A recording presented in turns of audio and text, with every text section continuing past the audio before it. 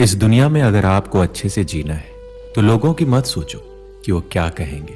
लोगों का काम है कहना। आप निर्भीक होकर अपना काम करते रहें और अपने लक्ष्य के प्रति एकाग्रित होकर आगे बढ़ते रहिए। पहले लोग आप पर हंसेंगे, पागल कहेंगे, बाद में धीरे धीरे आपको मानने लगेंगे और आखिर में आप उसके प्रेरणा हो जाएंगे। यार मेरी तो किस्मत ही खराब है, मैं तो कर ही नहीं सकता, ऐसा विचार मन से निकाल दो। आप में असीमित क्षमताएं हैं, आप सब कुछ कर सकते हैं। खुद पर भरोसा करना सीखो। आत्मविश्वास जिस व्यक्ति का उच्च स्तर का होता है वह तरक्की के नए कीर्तिमान रचता है। अपने को किसी से कम मत समझो।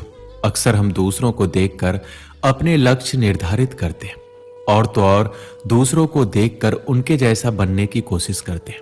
हमें हमेशा एक बात याद रखनी चाहिए कि हर एक व्यक्ति की योग्यता और क्षमता अलग अलग होती है और हर एक का सोचने का, समझने का स्तर भी अलग अलग होता है।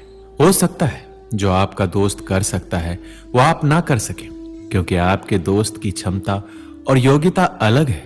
अगर आपको भी अपने दोस्त जैसी गतिविधि करनी है तो अपने अंदर आपको उन क्षमताओं का विकास करना होगा।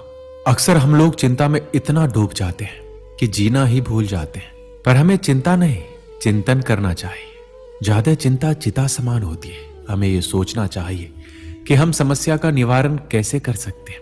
दोस्तों, रोते हुए इंसान अच्छा नहीं लगता। रोना कमजोर लोगों की निशानी होती है। चेहरे पर मुस्कान होना चाहिए। आपको ये बात याद रखनी चाहिए कि आपकी कमजोर कड़ी अगर लोगों के सामने आ जाती है तो फिर ये चीज आपके लिए सबसे बड़ी सरदर्दी बन जाती है। हमारे अंदर बड़ी ही अजीब बीमारी होती है, वो ये कि जो हम लोगों के बारे में सोचने लगते हैं वही हम उन्हें मान बैठते हैं। जब तक आप उस व्यक्ति को अच्छे से नहीं जान लेते तो आप उस बारे में ऐसी धारणा नहीं बना सकते। आपको किसी व्यक्ति को जानना है तो उसके साथ आपको समय बिताना पड़ेगा। एक समय की बात है जब एक व्यक्ति अपने घर के बाहर बैठा मन ही मन कुछ सोच रहा था कि उसके सामने तभी भगवान प्रकट हुए। भगवान को अपने समक्ष देखकर उस व्यक्ति ने भगवान से एक प्रश्न किया कि मुझे जिंदगी में अनेक असफलताएं मिली है, अब मैं थक चुका हूं, निराश हो चुका हूं। हे भगवान, क्या मेरे जीवन का कोई महत्व नहीं है? क्या मेरा जीवन व्यर्थ है? मुझे बताओ कि मेरे इस जीवन का क्या महत्व है?